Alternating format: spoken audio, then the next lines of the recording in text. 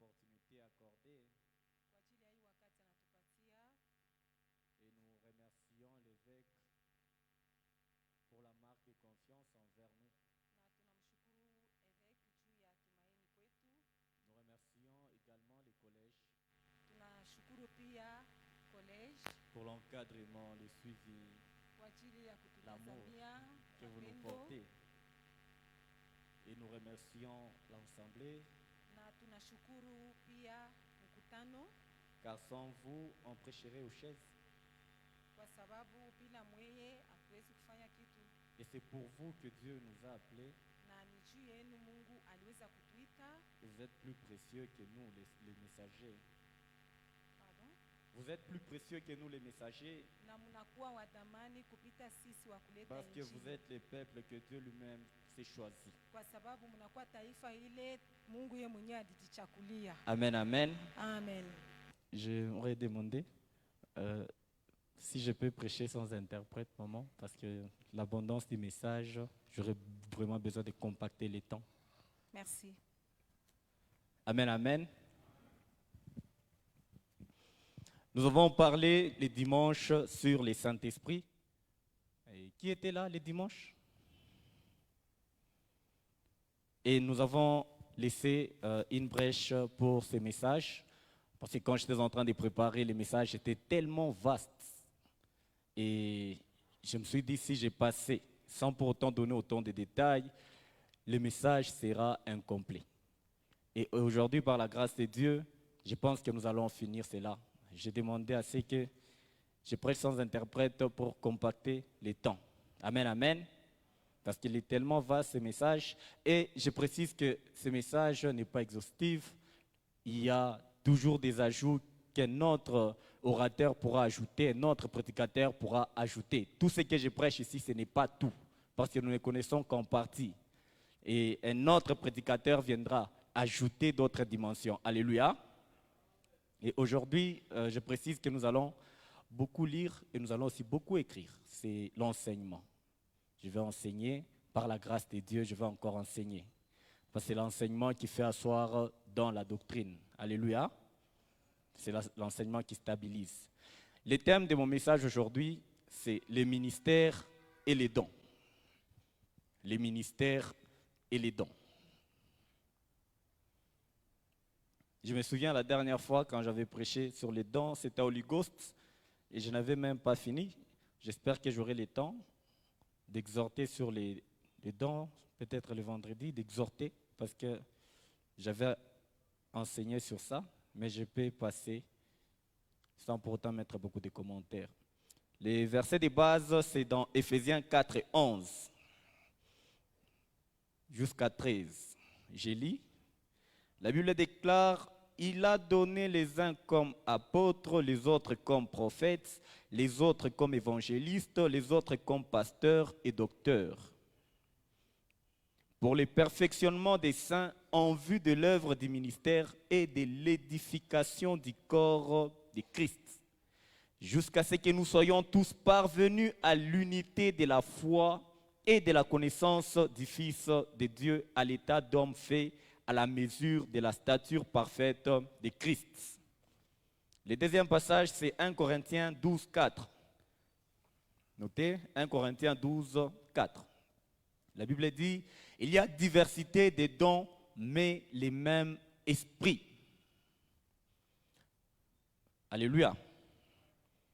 Vous allez remarquer, souvent les ministères, ça pose beaucoup de problèmes dans les églises. Aujourd'hui, dans l'église, il y a beaucoup plus de guerres des ministères et il y a des ministères qui font tellement de polémiques. Il y a le ministère pastoral, il y a le ministère prophétique. Il y a ceux qui se sentent beaucoup plus pasteurs, ceux qui se sentent beaucoup plus prophétiques. Il y a ceux qui sont adeptes des prophètes. Il y a ceux qui se sentent adeptes des prophètes. Il y a ceux qui s'identifient par rapport aux prophètes que par rapport aux pasteurs. Les pasteurs invitent les pasteurs, les prophètes invitent les prophètes. Est-ce que vraiment c'est la volonté de Dieu? Non, ce n'est pas la volonté de Dieu. Je commence d'abord par définir les ministères. Les ministères, c'est un mot grec qui signifie diaconat. Donc le mot ministère, ça vient du grec, ça signifie diaconia. Diaconia, en grec qui signifie service, fonction, charge confiée. Un ministère est un don, un service que Dieu confie à une personne pour le bien de son Église. Les ministères, Dieu les a établis dans l'Église pour le perfectionnement des saints. Le perfectionnement des saints dans l'enseignement. Alléluia. L'Église doit être enseignée.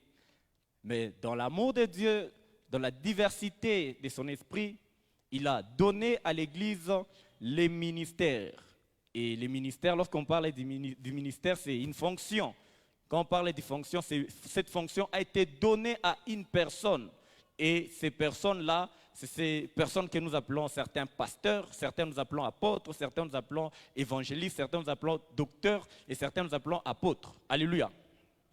Et au travers de ces messages, je vais définir chaque ministère. Et je donne d'abord une précision. Il y a 5 ministères de la parole et il y a les ministères des services. Écrivez 5 ministères de la parole et 5 ministères et les ministères des services. Les 5 ministères de la parole ont leur soubassement biblique dans le livre d'Éphésiens 4, 11.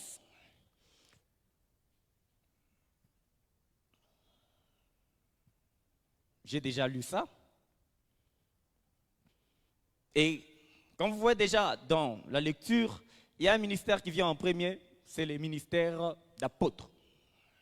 Le ministère d'apôtre. Souvent, les gens s'appellent apôtres. Certains, on les nomme apôtres. C'est qui un apôtre selon la Bible? La Bible, j'ai défini le mot apôtre. L'apôtre est une personne envoyée. En grec, le terme signifie apostolos. Par Christ, c'est Christ qui l'envoie pour implanter des églises, établir les croyants et pour le fondement de l'œuvre de Dieu. Les fondements bibliques, on peut me donner Éphésiens 2:20.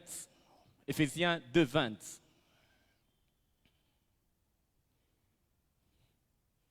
Éphésiens 2:20, si on peut nous lire. Éphésiens 2:20.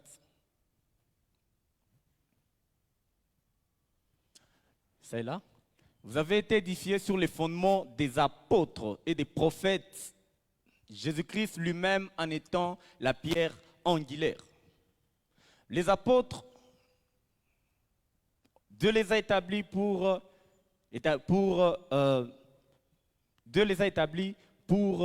implanter des églises. La première mission qui a été confiée à Pierre, c'était d'établir les églises. Et c'était les apôtres. Les disciples de Jésus-Christ, lorsque le Saint-Esprit est venu, ils ont reçu le rôle des apôtres. Et toutes les églises que vous voyez dans la Bible ont été établies par les apôtres. Et lorsque vous lisez même dans le livre des Actes des Apôtres, lorsqu'un évangéliste, même un diacre comme Philippe, évangélisait et qu'il y avait les gains d'âme, on appelait toujours un apôtre pour venir établir l'église. Alléluia. Mais vous devez savoir que l'apôtre n'est pas seulement lorsqu'il établit l'église, l'apôtre est d'abord enseignant de la parole. Lorsque quelqu'un s'appelle apôtre, il n'est pas seulement quelqu'un qui implante des églises, parce que tout le monde peut s'élever pour construire des églises, établir des églises, mais tout le monde ne peut pas enseigner.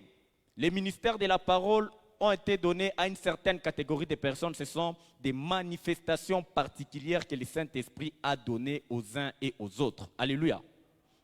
Raison pour laquelle l'Église qui comprend ces choses, on ne va pas se combattre. Parce que chacun saura ce que je dois faire et pourquoi je dois les faire.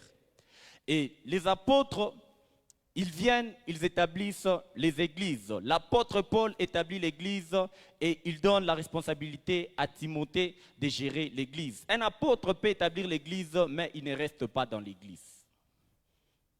Il peut établir l'église, il laisse la responsabilité à un pasteur de gérer l'église. C'est tout à fait biblique. Alléluia. Dans la conception de l'esprit, les ministères se complètent. Les ministères ne se divisent pas.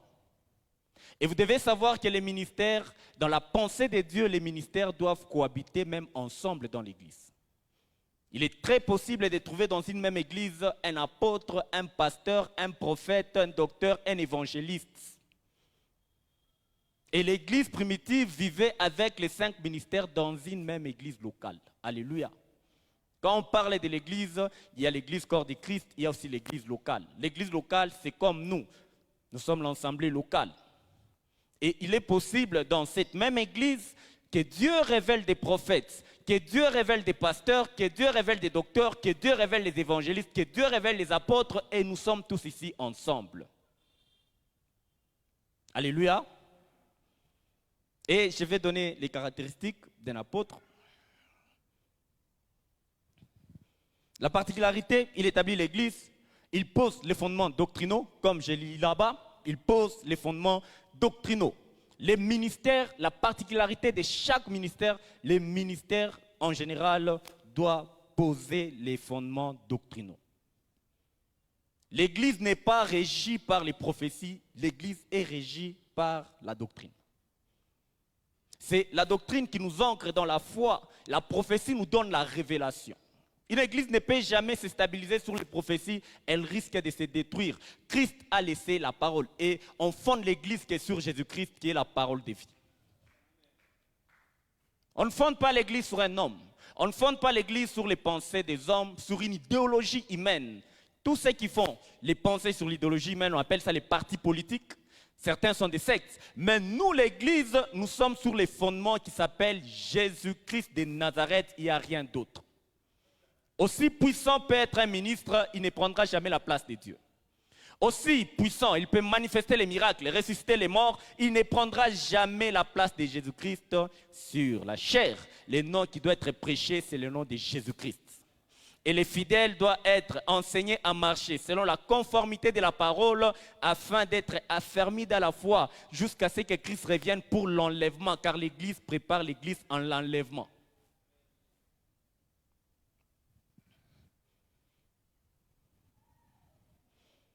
Il exerce une autorité spirituelle.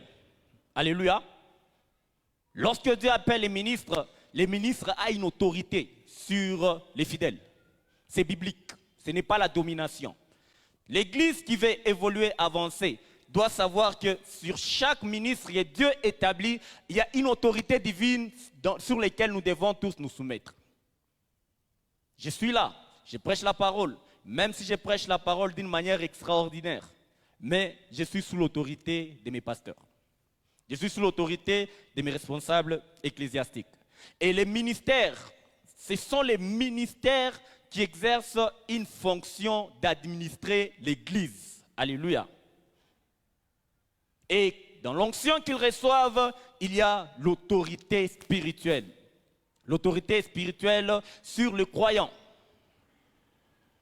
Et je donne encore une autre précision. Un apôtre peut diriger une église.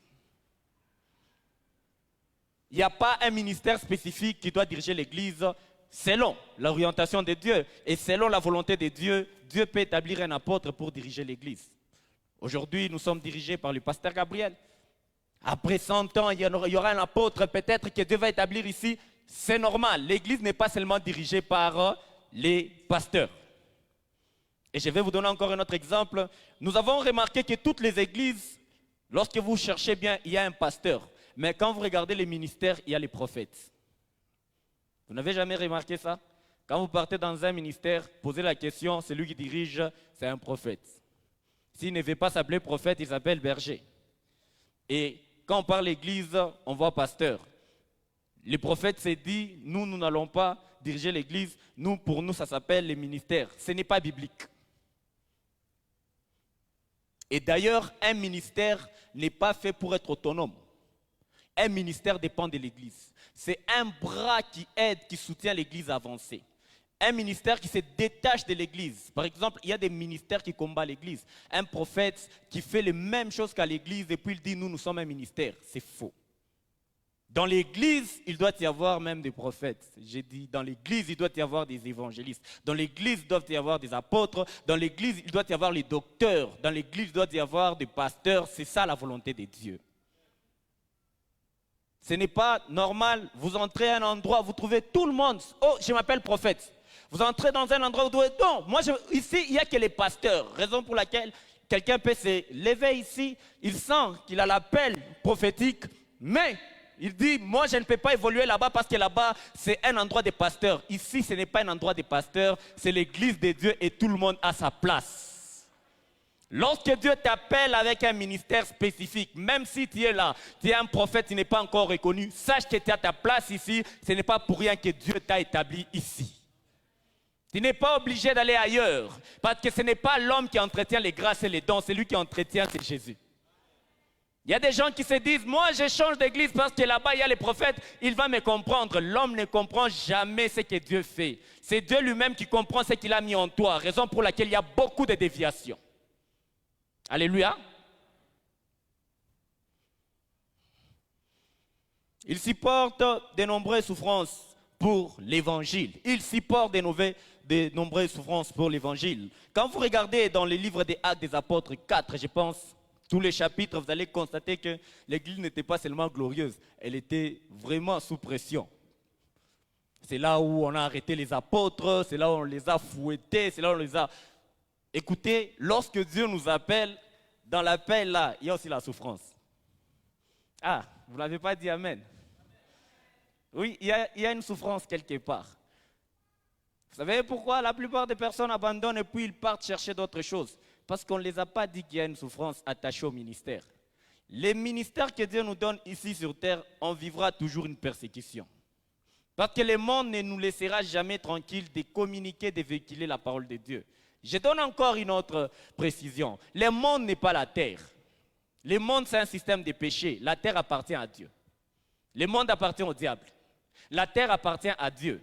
Mais le monde n'est pas la terre. Le système du monde, c'est un système qui bloque l'évangile et qui persécute les chrétiens. Quand on parle que l'apôtre doit accepter les souffrances, parce que la parole, elle est en train de contredire et de mettre en péril les systèmes du monde actuel.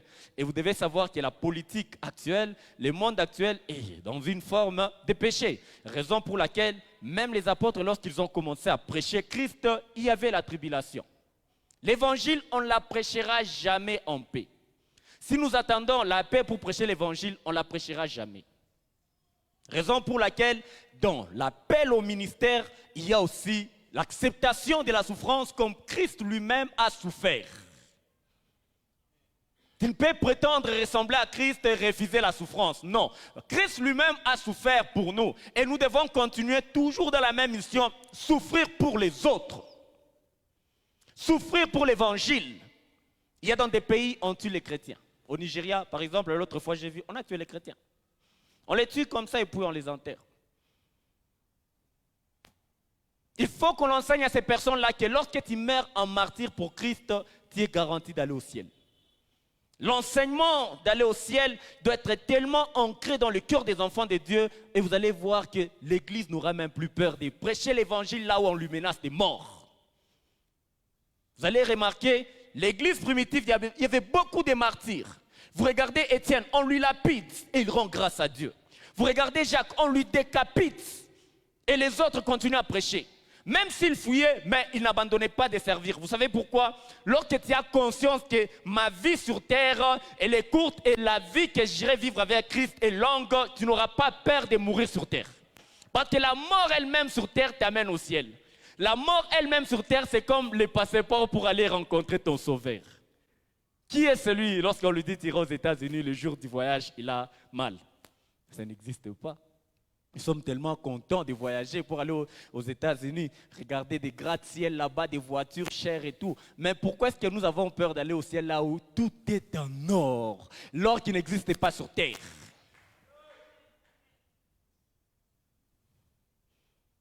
Il y aura une souffrance quelque part, retenez cela. Et il faut savoir que l'appel est attaché aussi à la souffrance, tout comme à la bénédiction. On ne peut pas refuser un aspect et puis accepter l'autre, il faut accepter les deux. Je passe ici. Je prends le deuxième. Et vous allez écrire ces versets bibliques, vous allez lire à la maison pour comprendre tout ce que je viens de dire. 1 Corinthiens 3, 10, 1 Corinthiens 9, 1 à 2, 2 Corinthiens 11, 23 à 28, 1 Timothée 2, le 7e verset. Je prends les ministères des prophètes. Le 2e point. Parmi les 5 ministères de la parole, les ministères des prophètes. Le prophète transmet les révélations, les exhortations et les encouragements que Dieu adresse à son peuple. Les ministères prophétiques, c'est les ministères qui posent beaucoup de problèmes. Non pas, le ministère en soi lui-même n'est pas problématique, mais ce sont les personnes qui reçoivent cela qui sont problématiques. Les ministères prophétiques, c'est un ministère, parmi les 5 ministères, c'est le ministère prophétique qui est beaucoup plus tourné vers la révélation. Et l'Église n'a pas seulement besoin de s'implanter. L'Église doit marcher dans la vision, car un peuple sans révélation est un peuple sans. Un peuple sans révélation est un peuple sans. Dans la mission de Dieu, ce ministère permet à l'Église de marcher conformément selon la parole de Dieu. Et le ministère prophétique, il l'enseigne, mais avec une certaine révélation particulière. Reconnaître un ministère, c'est reconnaître aussi sa particularité. Parce que tous les ministères ne sont pas les mêmes. Ma manière de prêcher, ça ne sera pas la même manière de prêcher de Papa Junior. Ça ne sera pas la même manière de prêcher de Pasteur Guy. Ça ne sera pas la même manière de prêcher de Pasteur Lukusani, de Pasteur Jean Boukassa. La manière de prêcher se diffère selon l'appel.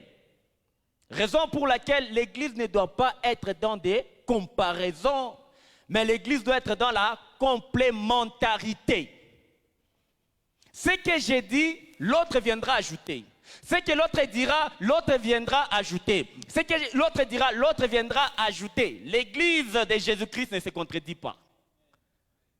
Là où il y a la contradiction, il n'y a pas Dieu. Parce que c'est le même esprit qui opère tout en tous, à moins que ce soit un esprit différent. Le ministère prophétique est vraiment tourné vers la révélation. Maintenant, qu'est-ce qui se passe? C'est une révélation d'abord qui est fondée selon les Écritures. Ce n'est pas une révélation qui tourne vers les banalités. Les prophètes ne prophétisent pas pour diviser, ils prophétisent pour édifier, unir. Le ministère du prophète, ce n'est pas un ministère que nous sommes en train de voir, un ministère qui se prend avec beaucoup de légèreté. C'est un ministère puissant qui prépare l'Église, je répète encore, le ministère du prophète prépare l'Église à rencontrer le Christ dans la révélation, et la révélation conformément aux Écritures. Un prophète doit savoir qu'il n'est pas là pour diviser les gens. Et les prophètes causent beaucoup de problèmes. Je ne sais pas ce vent est venu d'où. Je ne sais pas qui les a dit qu'ils sont à part. Voici ce qui cause les divisions. Les prophètes, ils enseignent. Son message est basé sur la révélation. Il peut recevoir un message prophétique, mais ce n'est pas seulement lui qui doit donner la révélation. Je vous donne un exemple. Je suis là, j'ai un ministère prophétique, Dieu me donne une révélation. Mais je ne suis pas seulement obligé qu'on puisse me mettre ici devant, je commence à vous dire, j'étais en train de prier, Dieu m'a dit, je peux passer par les responsables, je donne les messages et les responsables communiquent. Parce que si c'est Dieu qui a parlé, pourquoi est-ce que moi je vais apparaître? C'est un ministère qui pose beaucoup de problèmes parce qu'il y a cet aspect-là d'apparence. Il faut que les gens puissent savoir que je prophétise. Tu n'es pas obligé que les gens sentent que tu prophétises. Tu es obligé de donner la révélation conformément à la parole de Dieu pour que l'Église de Dieu soit édifiée. Prophète qui est en ces lieux. On ne reconnaîtra pas ta grâce seulement lorsque tu passeras ici, tu vas nous suivre, oh, Dieu m'a dit, Dieu m'a révélé et tout. Non, on reconnaîtra ta grâce lorsque tu vas donner des choses qui vont édifier. Et tu n'es pas obligé. Si Dieu veut que tu passes devant et tu vas passer. Si Dieu ne veut pas, si ce n'est pas encore le moment, tu dois accepter. Mais tu continues à servir Dieu parce que premièrement, tu es un enfant de Dieu.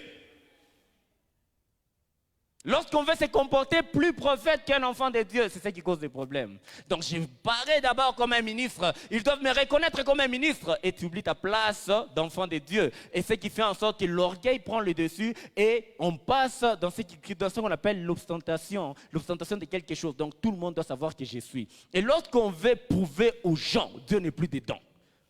Dieu n'est pas un Dieu de spectacle. Lorsque vous faites quelque chose, les prophètes, lorsqu'on prophétise, pour que les gens puissent acclamer, regardez, acclamer, puis devenir, je ne sais pas, ils veulent devenir des Superman. Et puis lorsqu'ils ne reçoivent pas cette reconnaissance des hommes, ils partent créer des histoires. Là, Dieu n'est pas dedans. Et je vais vous dire une chose, il y a beaucoup de confusion entre ceux qui prêchent, ceux qui s'appellent prophètes, et ceux qui ont seulement un don de la prophétie. Il y a certains qui ont un don de la prophétie, ils s'appellent prophètes. Tu ne peux pas t'appeler prophète parce que tu as un don de la prophétie. Ça, je vais parler lorsque je parlais sur les dons. Le prophète n'est pas prophète parce qu'il a les dons de la prophétie. Il n'y a pas un don prophétique, il y a un don de la prophétie. Mais il y a un ministère prophétique. Déjà, il y a une différence. Et quelqu'un qui donne 3 messages, d'accord, ça se réalise, d'accord, il n'y a pas de problème. Mais lorsque cette personne, sans qu'elle donne les messages et ça se concrétise, la personne s'appelle directement prophète. Un jour, j'ai rencontré un ami, on m'avait invité d'ailleurs, j'avais prêché là-bas. J'avais demandé l'autorisation, j'avais prêché là-bas. J'ai trouvé là-bas des jeunes de mon âge. Ce sont appelés docteurs, apôtres. J'ai dit, vous, on vous appelle déjà comme ça, c'est quoi? Oh, Dieu nous a convaincus. C'était déjà la JPC. Et toi, tu es qui? Moi, je suis frère. Moi, on ne m'a pas dit ça.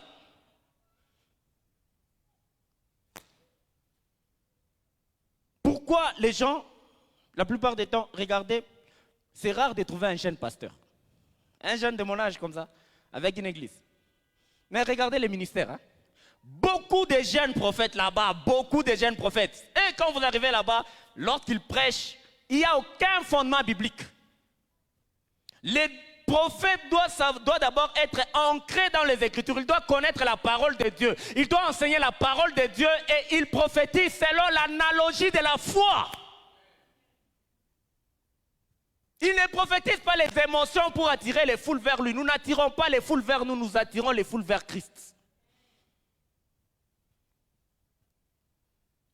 Et vous verrez beaucoup de scandales. Et je donne encore une autre précision. Les prophètes doivent être dans l'église. Ils doivent être ici ensemble avec les pasteurs, ensemble avec les évangélistes, ensemble avec les docteurs, ensemble avec les apôtres. Si Dieu veut qu'il dirige, il dirigera. Si Dieu veut qu'il soit parmi tout le monde, qu'il soit parmi tout le monde, mais la volonté de Dieu est qu'il fasse partir du corps. Parce qu'au départ, les ministères n'ont pas été donnés pour la division. On parlait de l'église où il y avait les apôtres, on parlait de l'église où il y avait les prophètes. Ils étaient tous ensemble. Il y a un passage où je vois Agaïs, je vois Pierre, je vois Paul, je vois Timothée. Ils sont ensemble. Donc cela veut dire quoi? Ils pouvaient cohabiter ensemble. Et l'église doit faire cohabiter tous les ministères ensemble.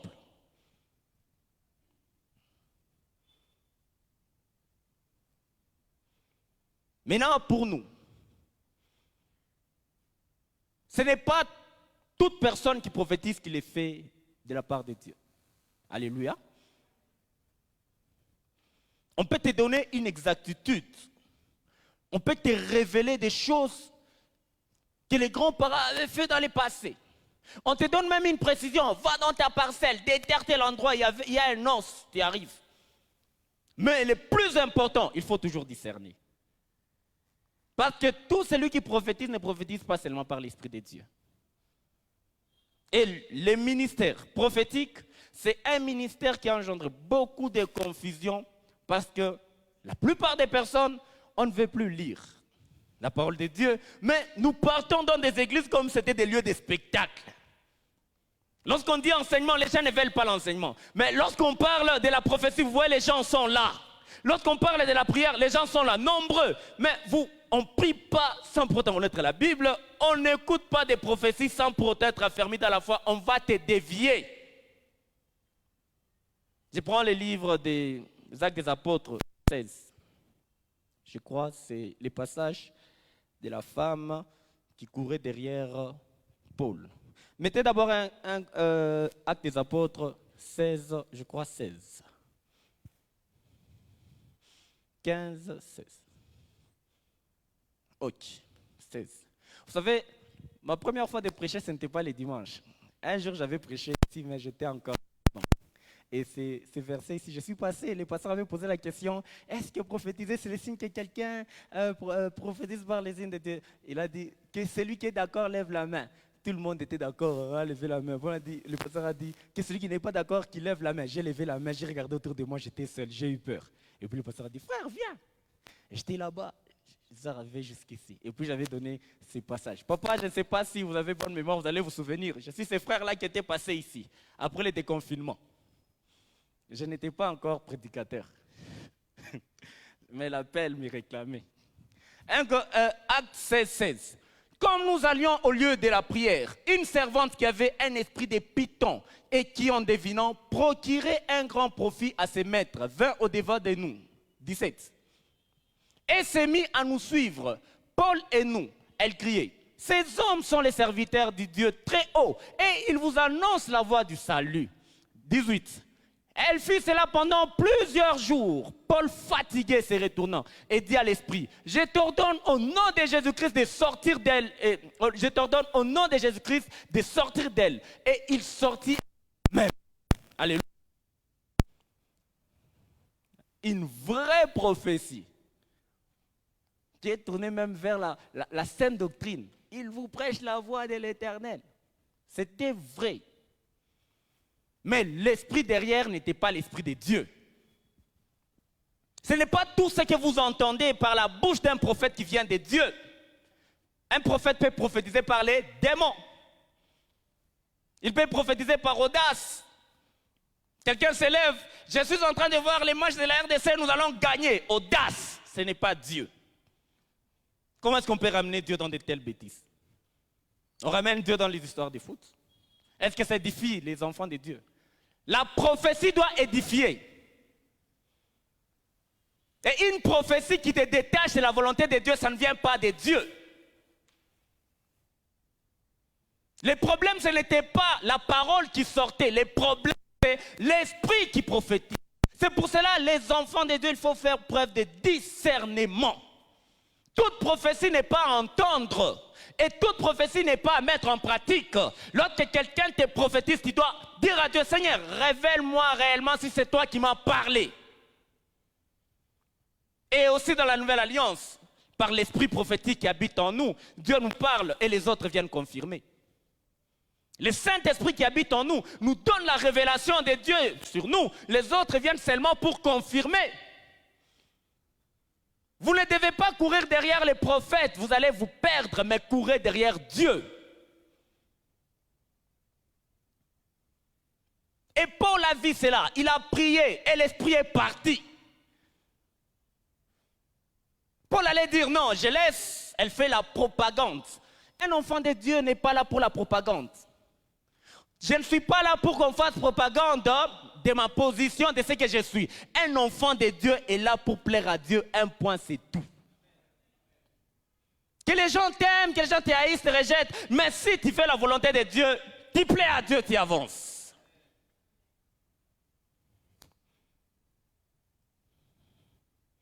Je donne les particularités. Il édifie l'Église au moins de la révélation. Il exhorte. Il console. Il communique des révélations inspirées du Saint-Esprit, pas inspirées des hommes, inspirées du Saint-Esprit. Et ces paroles doivent être discernées. Lorsque quelqu'un vient vous parler de la part de Dieu sur tout ça, priez Dieu, demandez Dieu, est-ce que c'est toi? Vous n'êtes pas obligé de dire oui à tout. Parce que nous sommes conduits par les mêmes esprits. Les versets de référence, vous allez lire dans le livre d'1 Corinthiens 14, 3, 1 Corinthiens 14, 29 à 33, Éphésiens 3, 5, Éphésiens 4, 11. L'apôtre, il implante l'Église, les prophètes, insuffle la pensée de Dieu. Je passe vers le troisième ministère, le ministère d'évangéliste. L'évangéliste annonce la bonne nouvelle afin d'amener des personnes à la foi en Jésus-Christ. L'évangile annonce la bonne nouvelle afin d'amener les gens à la foi en Christ.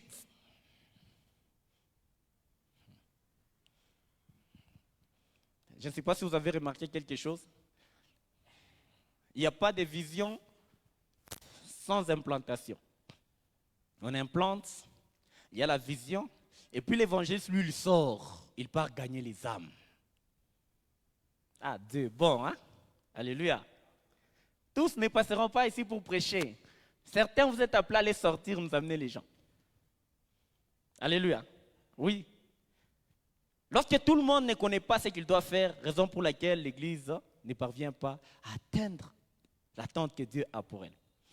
Les évangélistes sont des ministres de la parole. Et leur terrain d'exercice, c'est à l'extérieur. Bien que nous sommes tous des évangélistes par mission, mais ils ont une certaine particularité. Tous ici, nous devons évangéliser. Mais lorsqu'ils évangélisent, il y a une certaine particularité. Vous allez voir qu'un évangéliste d'appel, lorsqu'il exerce, certains opèrent des guérisons, les autres opèrent des miracles. Et souvent, c'est un ministère des foules. Les évangélistes, Renard Bonke, quand vous regardez, c'était des personnes des foules. Il fait des foules et puis il part. Ces foules-là ne lui appartiennent pas. Et un évangéliste, un vrai évangéliste, il opère pour l'église corps du Christ. Alléluia. Oui. Si notre église est dans la Sainte Doctrine, il y a une autre église qui est dans la Sainte Doctrine à la Rouachi. Je pars évangéliser là-bas, je gagne des âmes. Je trouve que ces personnes-là sont en incapacité de venir ici. Je peux les orienter là-bas.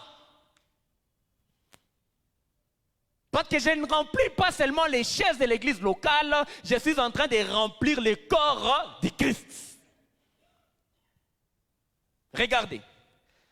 Les bars, lorsqu'ils rencontrent un endroit où il y a beaucoup d'activités, les gens là des bars, vous allez remarquer, ici il y a un bar, ici il y a un bar, ici il y a un bar, ici il y a un bar, à côté là il y a un bar, il y a un bar, il y a un bar, dans la même avenue, ils se regardent même face à face. Et vous allez remarquer, les gens sont toujours remplis. Pourquoi? Donc ils sont en train d'amener les gens dans la cause du diable. Mais nous aussi les églises, nous devons travailler pour amener les gens dans la cause de Dieu, les remplissant dans les églises locales. Et l'évangéliste, dans sa particularité, il annonce la bonne nouvelle. Il ne fait pas de propagande. La différence entre un évangéliste et quelqu'un qui fait la propagande, un homme fait la propagande pour un parti politique, il fait la propagande pour les hommes. L'évangéliste, lui, c'est un proclamateur de la bonne nouvelle de Jésus de Nazareth. Et je vous dis une chose, ce n'est pas parce que je prêche ici que je suis plus élevé que celui qui descend. Celui qui part chercher à l'extérieur. Non, nous tous, nous sommes en train de travailler pour le même Dieu. Si nous reconnaissons que tous nous avons la même récompense au devant de Dieu et cette récompense ne sont pas liées au lieu d'opération, je trouve que personne ne va se plaindre de sa place dans l'église, mais nous allons fidèlement faire la volonté de Dieu. Et l'évangéliste, il proclame l'évangile. Et par la grâce de Dieu, je ne dis pas que c'est l'absolu. Le Saint-Esprit lui équipe des dons de puissance. Les dons de puissance, les dons de miracles, les dons de guérison et les dons de la foi. Là où passe un évangéliste, il y a toujours ces trois choses qui se manifestent. Lui-même doit d'abord avoir une foi extraordinaire pour opérer des miracles, pour opérer des guérisons au nom de Jésus-Christ, afin que la parole soit soutenue. Parce que les miracles soutiennent la véracité de la parole. L'évangéliste arrive, il te dit, moi j'ai donné ma vie à Christ. Christ, il fait les miracles, il fait ça, il fait ça. Lorsque tu racontes ces choses, le Saint-Esprit vient maintenant pour opérer, pour attester que ce qu'il est en train de dire là, c'est vrai. Les gens se posent des questions, mais pourquoi il n'y a plus de guérison? Mais prêche la parole de Dieu, Dieu va opérer des guérisons. Dieu aime lorsqu'on parle de lui. Vous savez, les hommes, lorsqu'on parle d'eux, ils sortent l'argent, ils donnent. Dieu aussi, lorsqu'on parle de lui, il opère des miracles, il opère des guérisons, il donne. Donc, il opère comme ça parce qu'il veut que son nom soit glorifié. De manière inconsciente, lorsque tu prêches la parole de Dieu, Dieu fait toujours un miracle. Et j'ai dit le dimanche ici, le plus grand miracle qui s'opère, c'est la conversion. L'évangéliste prêche la parole de Dieu et le Saint-Esprit vient toucher le cœur. Et il y a la conversion, quelqu'un qui passe de la mort à la vie. Un grand miracle.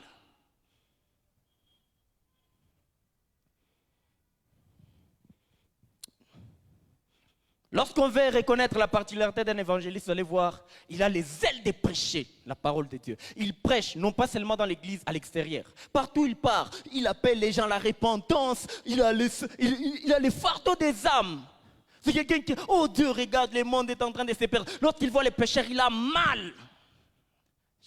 J'ouvre une parenthèse. Un chrétien ne doit jamais...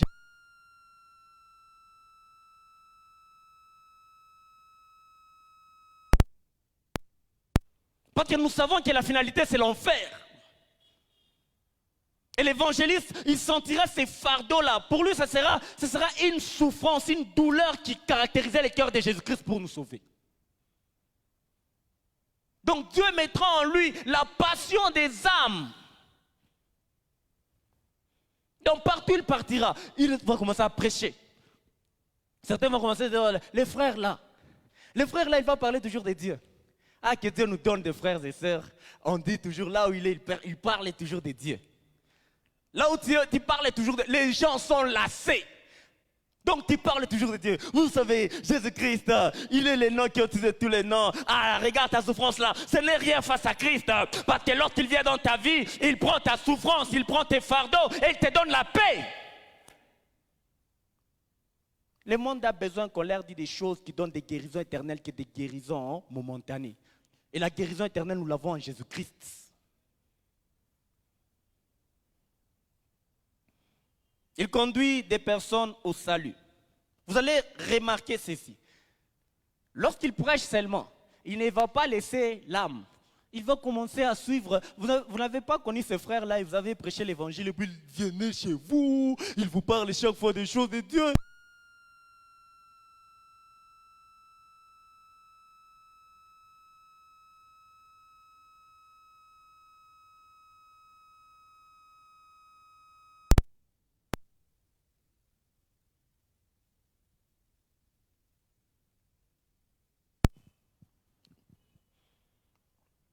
Il travaille à l'expansion de l'Église. J'ai parlé, c'est le ministère qui remplit l'Église.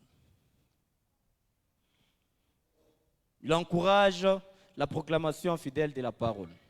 Référence biblique, Éphésiens 4, 11, 2 Timothée 4, 5, Romains 10, 14, 15. Éphésiens 4, 11, 2 Timothée 4, 5, Romains 12, 14 à 15. Les ministères, je passe au quatrième point, les ministères des pasteurs.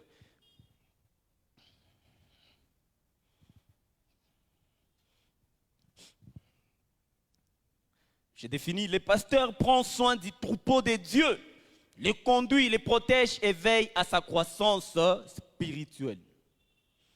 Les pasteurs prennent soin du troupeau de Dieu, les conduit, les protège et veillent à sa croissance spirituelle.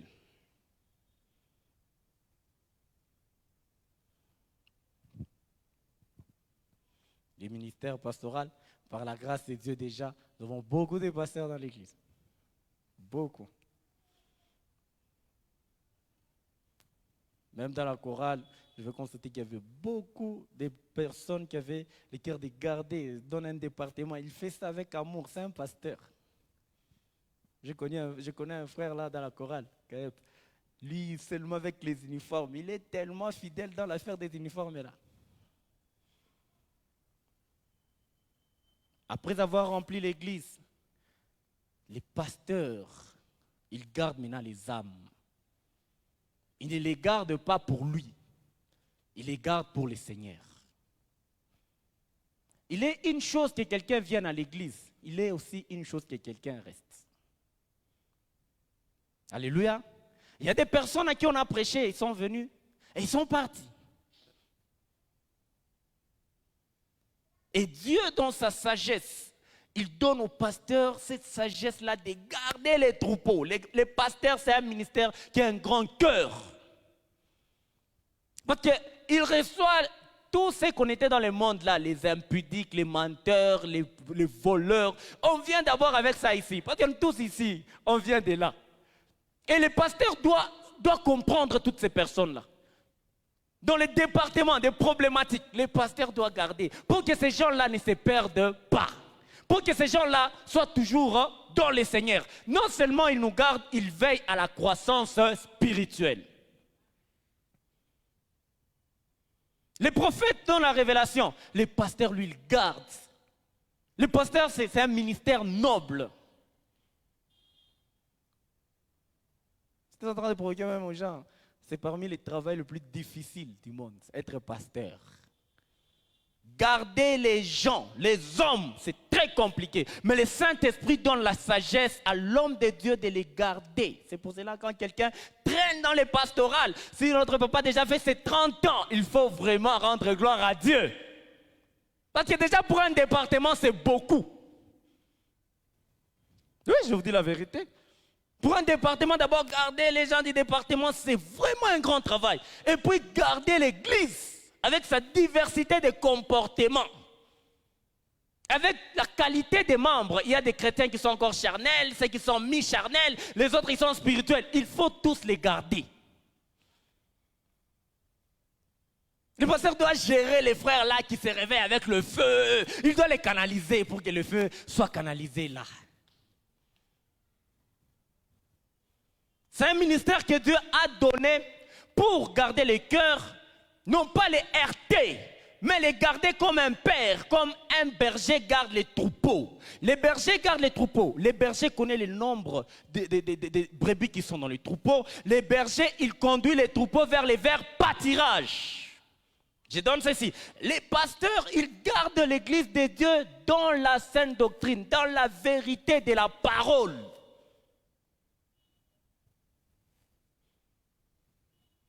Le bon berger Christ, lorsqu'il est venu, il est venu pour nous amener dans l'abondance.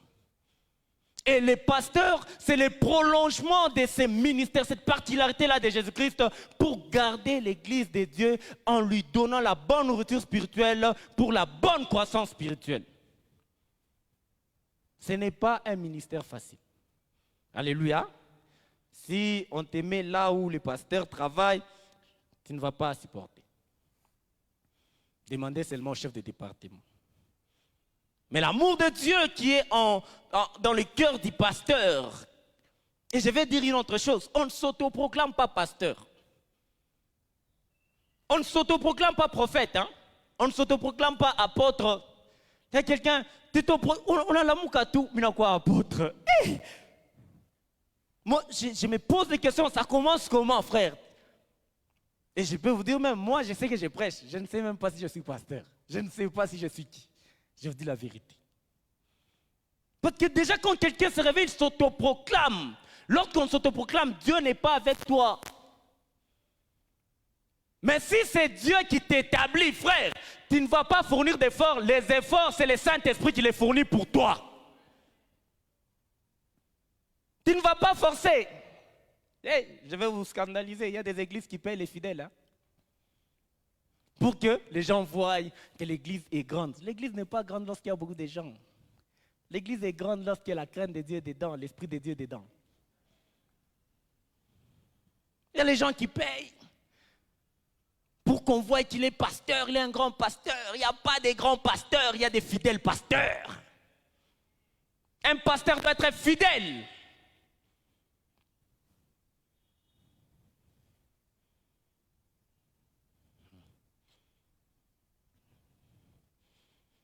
Référence biblique.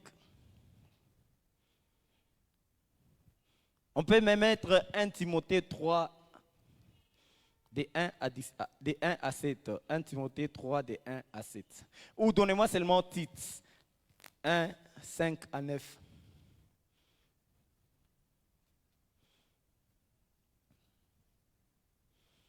Dans les épîtres, il y a ce qu'on appelle les épîtres pastorales. Il y a Tite, il y a Il y a 1 Timothée, 2 Timothée, il y a Jude. Ce sont des épîtres pastorales. Je ne sais pas s'il y a d'autres, on va ajouter, mais ça, ce sont des épîtres destinées au pastoral. Je t'ai laissé en Crète afin que tu mettes en ordre ce qui reste à régler et que selon mes instructions, tu établisses des anciens dans chaque ville. On passe. S'il s'y trouve quelques hommes irréprochables, maris d'une seule femme, ayant des enfants fidèles, qui ne soient ni accusés de débauche ni rebelles, car il faut que l'évêque soit irréprochable comme économe de Dieu, qu'il ne soit ni arrogant, ni colère, ni adonné au vin, ni violent, ni porter un gain déshonnête. C'est Timothée, l'apôtre Paul est en train de lui dire ce qu'il devait faire.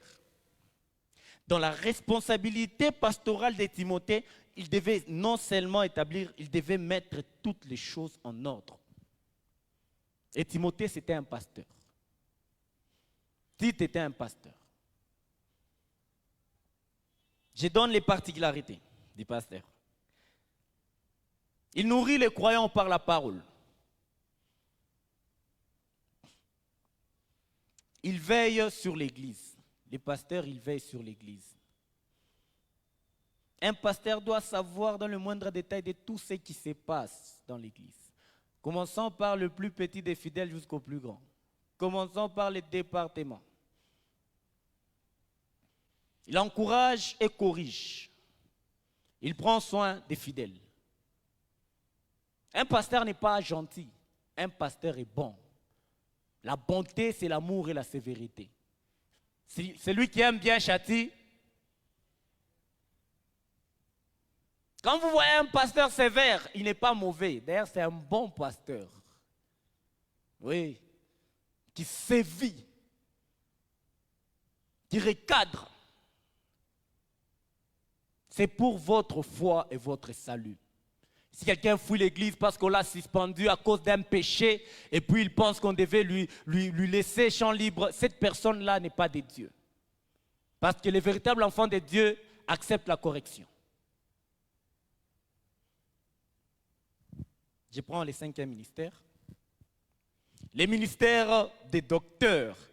Les ministères des docteurs. J'ai défini. Les docteurs enseignent fidèlement les Écritures afin que les croyants grandissent dans la vérité. Les docteurs enseignent fidèlement. C'est le terme qui sort du lot. Parce que tous enseignent. Mais les docteurs doivent enseigner fidèlement. Mais non, qu'est-ce qu'on a remarqué? Les docteurs compliquent plus les choses que les facilités.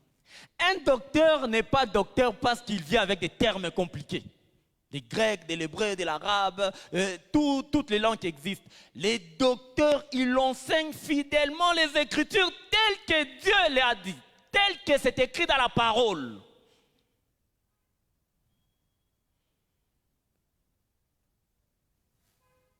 Les pasteurs enseignent. J'ai dit, tous les ministères, ce sont des ministères de la parole. Hein? Tous, ils enseignent, mais il y a des particularités. Donc, je suis en train de parler des particularités. L'enseignant, le docteur, c'est l'enseignant. L'Église a besoin de docteurs pour révéler les mystères de Dieu et faire comprendre à l'Église qu'est-ce que la parole. Pourquoi? Parce que le docteur, dans l'onction que Dieu lui a attribuée, il lui a donné cette capacité de sonder les Écritures, de les comprendre et puis de les transmettre. Un docteur doit savoir transmettre. Un docteur ne doit pas être dans une église, il prêche, les gens sortent, ils ne les comprennent pas et puis ils disent « Oui, je suis docteur, ils ne peuvent pas comprendre, ce sont des mystères. » Non. Dieu a établi pour que nous puissions clarifier ces mystères.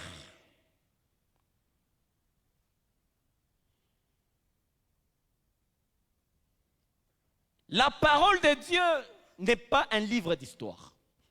Ce n'est même pas un livre idéologique. La parole de Dieu, c'est un livre écrit sous inspiration du Saint-Esprit. Et ne peut comprendre la parole de Dieu que celui qui est sous l'inspiration du Saint-Esprit.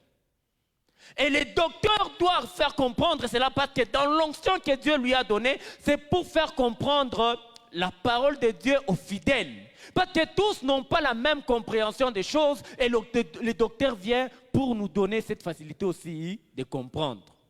Je vais vous dire une autre chose. La parole de Dieu, il est très difficile à comprendre lorsqu'on la lit avec intelligence. Lorsqu'on lit la parole de Dieu, lorsqu'on l'écoute avec les oreilles physiques, elle paraît compliquée. Pour comprendre les choses de l'esprit, il faut être spirituel. Raison pour laquelle je ne suis pas en train de parler pour plaire à tes oreilles physiques. Je suis en train de parler à ton homme intérieur pour que cette parole soit une sémence dans ton cœur. Parce que c'est la sémence qui est posée dans le cœur qui engendre des résultats et les fruits. Tu ne peux porter du fruit si tu n'as pas la sémence. Et la parole de Dieu, c'est une sémence dans ton cœur pour porter les fruits. Et les docteurs, très rarement, nous voyons des problèmes avec les docteurs. Hein? Oh, il s'est rébellé. Très rarement.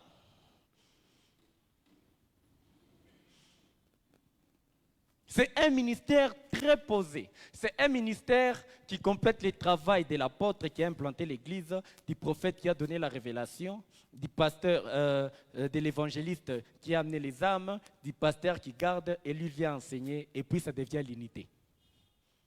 Les 5 ministères travaillent pour l'unité. Les 5 ministères ne travaillent pas pour la division. Ce n'est pas de Dieu. Et aussi, le ministère doit reconnaître sa particularité et doit reconnaître aussi la particularité des autres ministères pour ne pas créer des rébellions et des conflits inutiles. Nous ne sommes pas en guerre.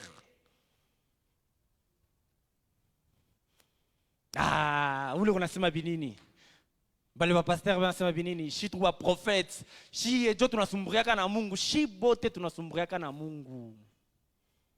Les enfants de Dieu sont tous en relation avec Dieu. Quelqu'un ne peut pas se prévaloir d'avoir une relation plus particulière. En Christ, nous bénéficions de la même alliance.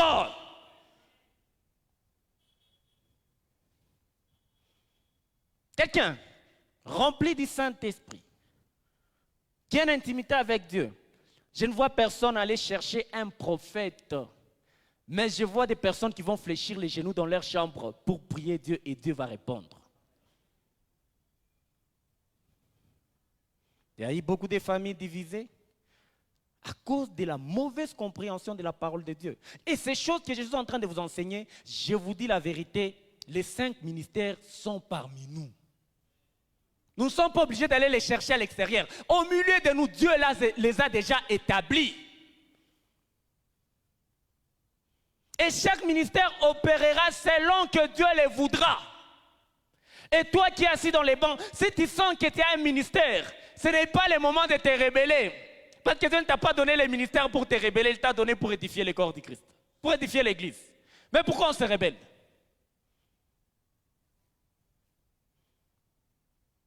Ça fait 6 ans que je me suis converti. 6 ans que je me suis converti. Mais si je ne me trompe pas, c'est la 2e fois que j'interviens. Mais si je ne me trompe pas, j'ai été prophétisé plusieurs fois que je peux prêcher la parole. Et j'ai rencontré des personnes de mon âge qui ont commencé des choses, qui opèrent, qui font. Mais je vais vous dire la vérité, la seule chose qui m'a retenu, c'est la parole de Dieu. Dieu n'engendre pas des stars. Dieu engendre des enfants. Un ministère ne peut pas se prétendre être plus grand que l'autre. Mais un ministère doit savoir que l'autre lui complète. Un ministère ne peut pas se prétendre être plus spécial que l'autre. Un ministère doit reconnaître que l'autre, c'est sa complémentarité. Je suis pasteur, je garde les foules. Je suis évangéliste, je gagne les âmes. Je suis apôtre, j'établis l'église. Je suis prophète, j'ai donné la vision. Mais ces personnes-là doivent être enseignées. Moi, enseignant, je dois savoir que le prophète doit donner la révélation pour me conformer aussi. Parce que l'ainsi dit l'Éternel, lorsqu'il est vrai, donne des résultats positifs.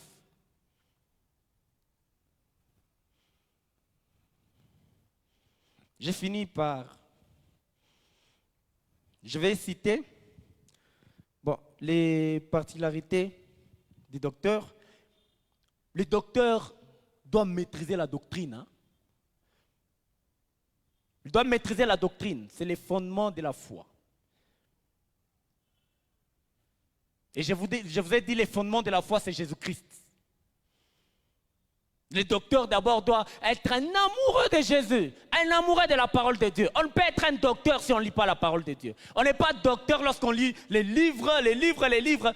Non, on est docteur lorsqu'on lit d'abord la parole de Dieu. Un docteur lit d'abord la parole de Dieu. C'est les fondements fondamentaux. C'est là où Dieu te révèle le Christ. Il défend la saine doctrine. Il réfute les fausses doctrines. Il forme les croyants à la maturité spirituelle. Référence biblique, Romains 12, 7, 1 Timothée 4, 13 à 16, 2 Timothée 2, 2, Tite 2, 1.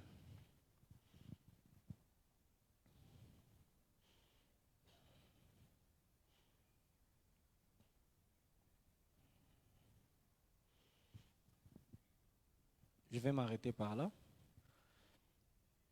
L'objectif des ministères. Les ministères équipent les croyants.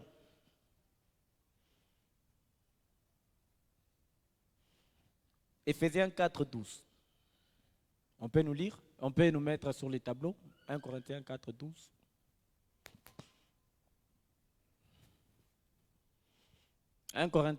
Éphésiens 4, 12 plutôt. Éphésiens 4, 12. Pour le perfectionnement des saints, en vue de l'œuvre du ministère et de l'édification du corps du Christ. Édifier le corps du Christ, c'est toujours les mêmes versets. Ça conduit les croyants à l'unité de la foi, Éphésiens 4, 12, le verset suivant. 4, 13. Le verset suivant. Jusqu'à ce que nous soyons tous parvenus à l'unité de la foi et de la connaissance du Fils de Dieu, à l'état d'homme fait, à la mesure de la stature parfaite de Christ. Ça préserve l'Église des fausses doctrines. Les prochains versets, 14. Afin que nous ne soyons plus des enfants flottants et emportés à tout vent de doctrine par la tromperie des hommes, par leur ruse dans les moyens de séduction. Ça permet à chaque croyant de servir selon les dons reçus de Dieu. Romains 12, 4 à 8. Romains 12, 4 à 8. Romains 12, 4 à 8, j'ai fini par là. Je vous avais dit aujourd'hui, on va beaucoup lire, hein, et on va beaucoup écrire. Okay. Car comme nous avons plusieurs membres dans un seul corps, et que tous les membres n'ont pas la même fonction. Je vous ai parlé de la particularité des ministères. Tous les ministères n'ont pas la même particularité, mais la généralité, ce sont tous les ministères de la parole, mais c'est la particularité qui nous distingue. On prend 5. Ainsi, nous qui sommes plusieurs, nous formons un seul corps en Christ et nous sommes tous membres les uns des autres. Un seul corps en Christ. 6. Puisque nous avons des dons différents, selon la grâce qui nous a été accordée, que celui qui a les dons de prophétie l'exerce selon l'analogie de la foi, j'avais parlé de ça. 7. Que celui qui est appelé au ministère s'attache à son ministère, que celui qui enseigne s'attache à l'exhortation, que celui qui donne les fasse avec libéralité, que celui qui préside les fasse avec zèle, que celui qui pratique la miséricorde les fasse avec joie, que Dieu nous bénisse abondamment.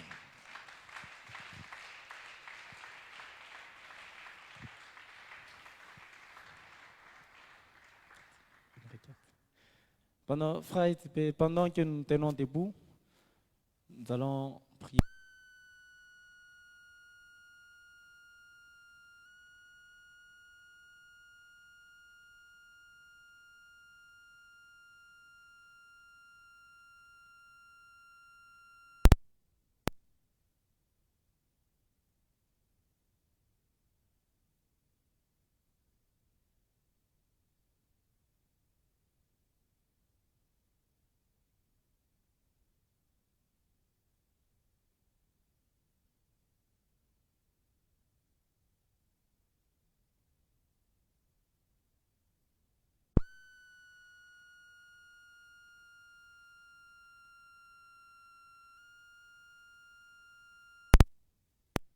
particularité, par le Saint-Esprit, que Dieu t'ouvre le cœur afin que tu comprennes à quoi est-ce que tu es appelé.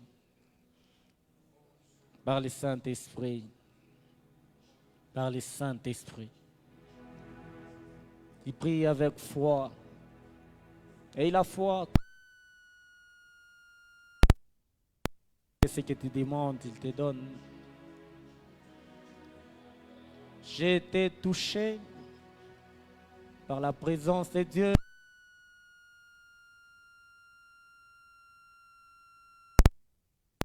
Et ma particularité s'est révélée. Et la foi,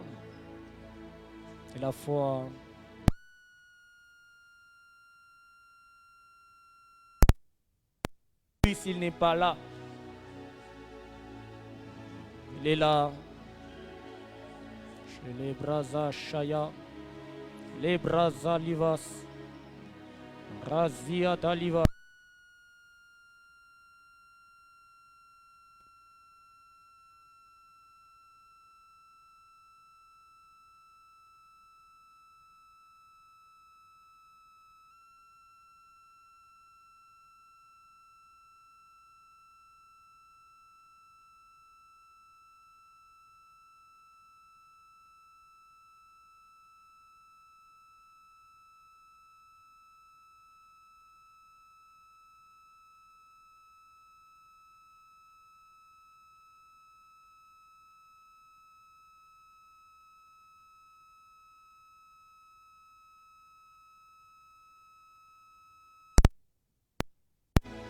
L'enseignant du jour, ô mon Créateur Yahweh, nous a dit que tous les ministères sont déjà dans l'église. Aide-nous Yahweh à les repérer. Aide-nous Yahweh à les découvrir. Aide-nous Yahweh à les voir. Et la baba sikanda yama santa. Et les bébés santa kenta yaba blosaya.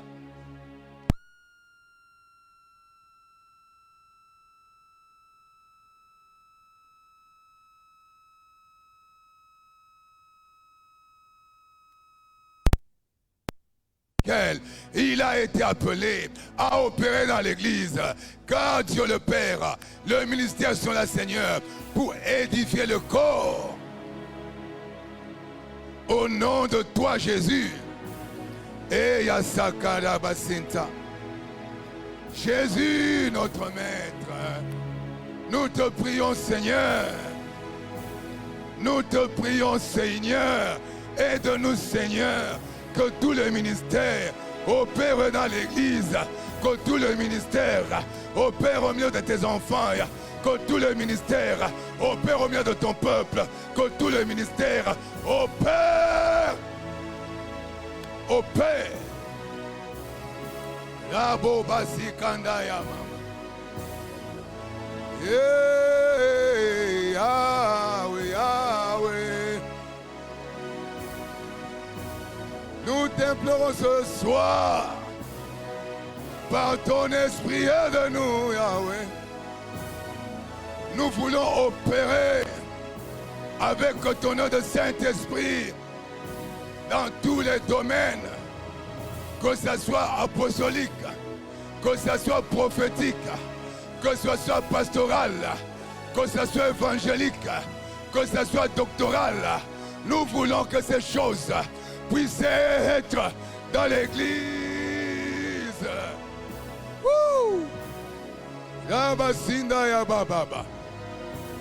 Prie, prie, prie, prie, prie. Demande ta particularité à Dieu. Non seulement qu'il te révèle, mais que tu te sentes en train d'être conduit dans le ministère qui t'est destiné. Recommande-toi la grâce du Seigneur. Oh, oh, oh, Jésus. Toi mon beau Jésus. Toi mon beau Yahweh. Toi mon beau Esprit de Dieu. Je réclame au Père, en ton nom Jésus. Père, pour la grâce. Nous voulons opérer dans tous les ministères. déporons chacun dans ton ministère l'huile du Saint-Esprit pour les libérer le peuple de Dieu dans l'église. Hey! Adasaka. Oui, prie. Il s'agit de ta vie. Il s'agit de ton ministère. Tu ne peux être efficace que dans le don et le ministère que Dieu t'a donné. Si tu opères dans le don et dans le ministère que Yahweh t'a donné par son esprit, tu seras efficace et même une bénédiction pour l'église de Dieu. Ah, oui. Et pendant que tu es en train de prier, le Saint-Esprit est en train de t'aider. Le Saint-Esprit est en train de se répandre dans la salle. Le Saint-Esprit est en train de couler dans le nom de Jésus.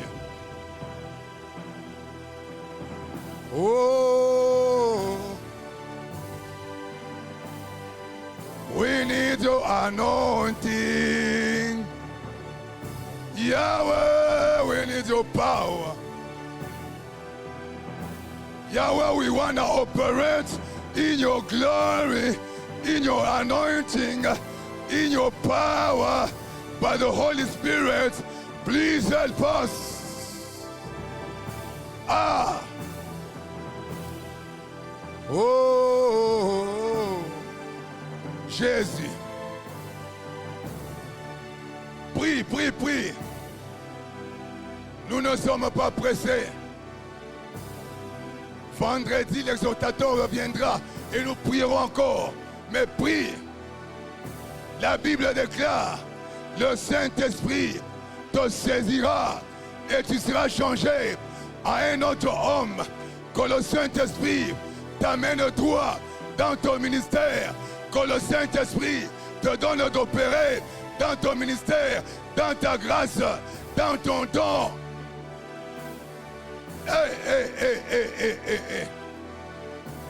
Et pendant que nous prions, le Saint-Esprit, tout en coulant, est en train aussi de libérer ses enfants. Oui. Oh.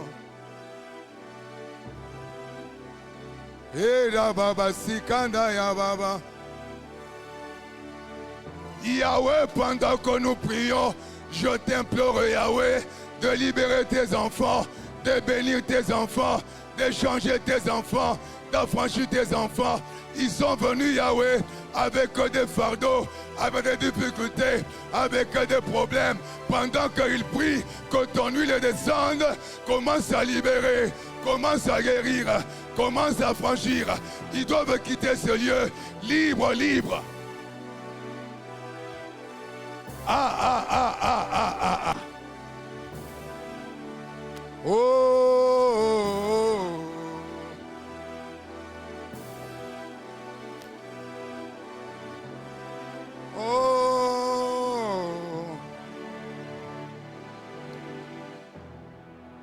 Oh, Jesus. Pendant que tu as les mains levées, connecte-toi sur Jésus, notre Maître qui est là. Dis ceci après moi. Seigneur Jésus-Christ, s'il te plaît, révèle-moi et conduis-moi dans le ministère, dans le don que tu m'as donné pour que je sois efficace dans l'église et une bénédiction pour ton église. Dis encore ceci. Seigneur Jésus, dans mon cœur, je crois que tu es ici, que tu m'as entendu et que tu vas m'exaucer et que tu m'as exaucé.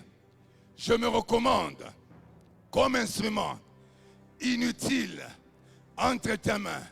Conduis-moi. Oh, la sikerebe santa la basaka. pendant 1 minute, sans la présence de Jésus qui est là. Oh là là. Oh là là là là là là là là là là là. Je sens mon maître est là, bien-aimé. Sans la présence de mon Jésus. Sans la présence de mon maître Jésus. Que son huile coule sur ta tête, traverse ton corps et les pieds. Là où il y avait la maladie, que par l'huile du Saint-Esprit, que la maladie te quitte. Oh là là, oh là là, oh là là. Je vois l'Esprit en train d'amener la conception dans le ventre d'une personne. Et là, l'huile du Seigneur est en train de couler. Oh, Seigneur, je crois seulement. Maître Jésus, je crois seulement. Yahweh, mon papa, je crois seulement. Esprit de Dieu, je crois seulement que tu es en train d'affranchir, de libérer, de bouger les chaînes. Par cet enseignement merveilleux que nous avons reçu. Car les ministères sont là pour l'édification de ton peuple. Oh Seigneur Jésus. Oh Seigneur Jésus.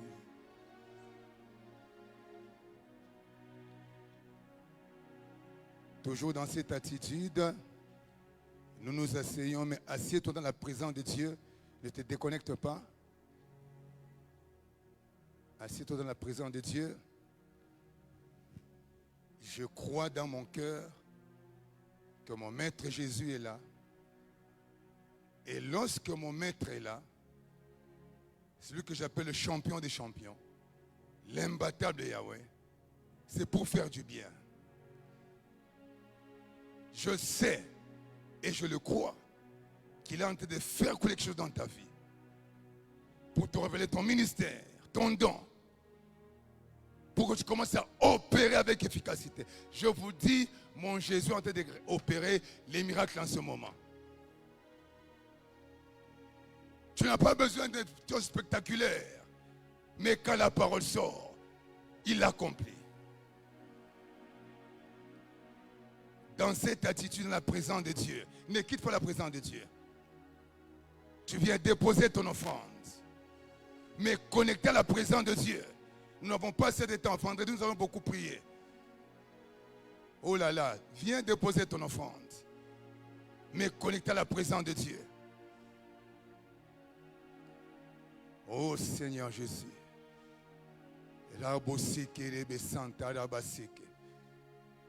Je crois avec tout mon cœur que mon Jésus est en train de te libérer, de nous libérer tous en fait.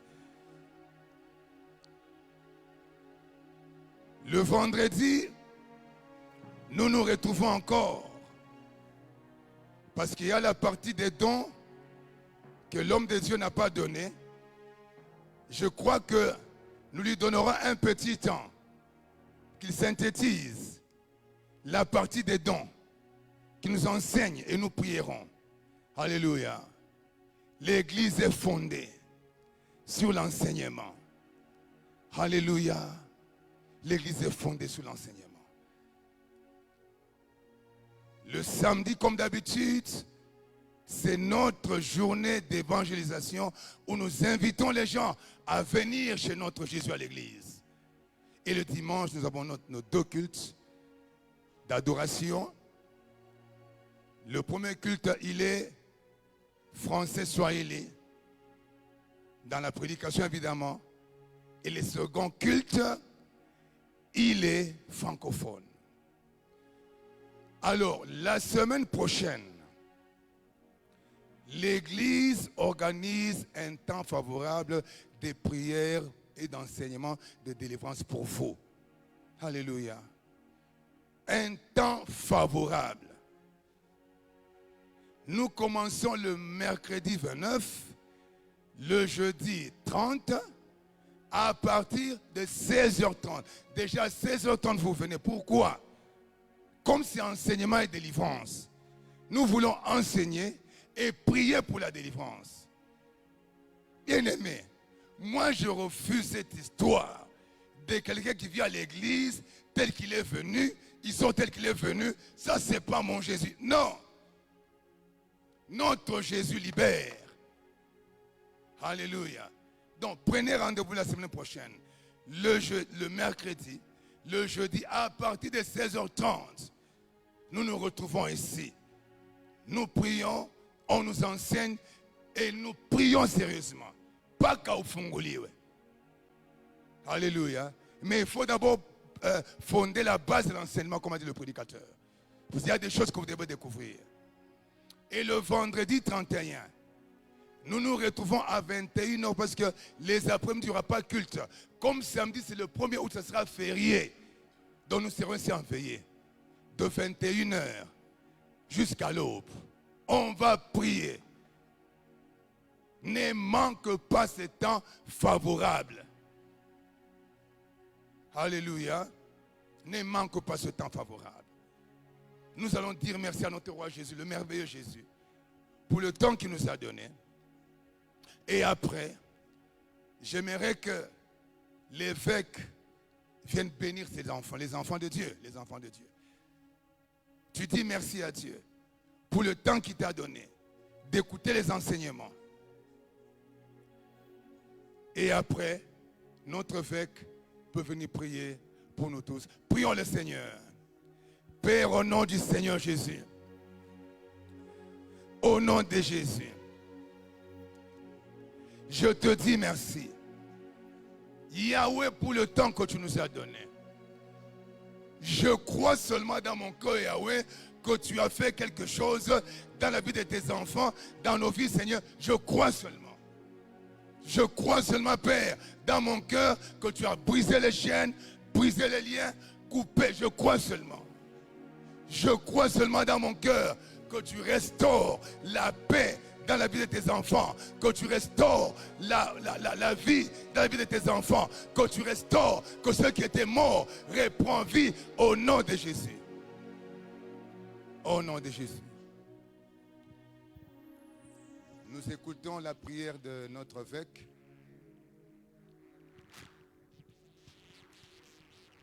Et nous te disons merci. Merci parce que tu es celui qui nous prend en charge. Tu nous édifies, tu nous enseignes, tu nous instruis, tu nous montres les chemins à suivre. Éternel, tu as voulu que ton Église soit prise en charge. C'est pourquoi tu as répandu des dons. Ces dons sont pour l'édification et le perfectionnement de ton peuple. Les apôtres, les prophètes, les pasteurs, les docteurs, les évangélistes et tout autre don que tu répands dans l'Église, c'est pour notre bénédiction. Je prie, Père, je recommande chacun de tes enfants en qui tu as placé une grâce, un ministère, un don quelconque. Qu'ils prennent conscience de la valeur et de la mission lui confiée afin qu'il l'accomplisse avec fidélité. Ta parole dit, tout ce qu'on demande au dispensateur de grâce, c'est que chacun soit trouvé fidèle.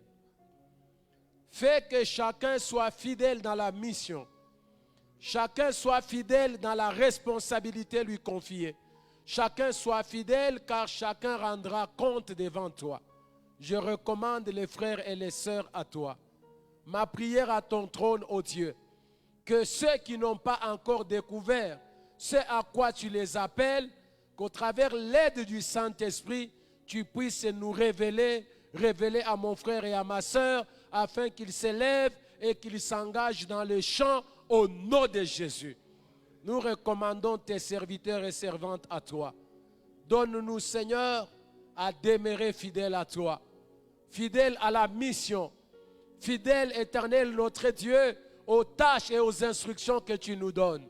Nous bénissons ton peuple et nous les recommandons sous ta grâce. Qu'au travers les grâces et les dons que tu as répandus, que ton Église soit nourrie, que ton Église soit encadrée, que ton Église soit édifiée, que ton Église soit protégée et que ton Église soit éclairée au nom de Jésus. Nous bénissons tout ton peuple qui est venu ce soir. tes serviteurs et servantes qui ont travaillé.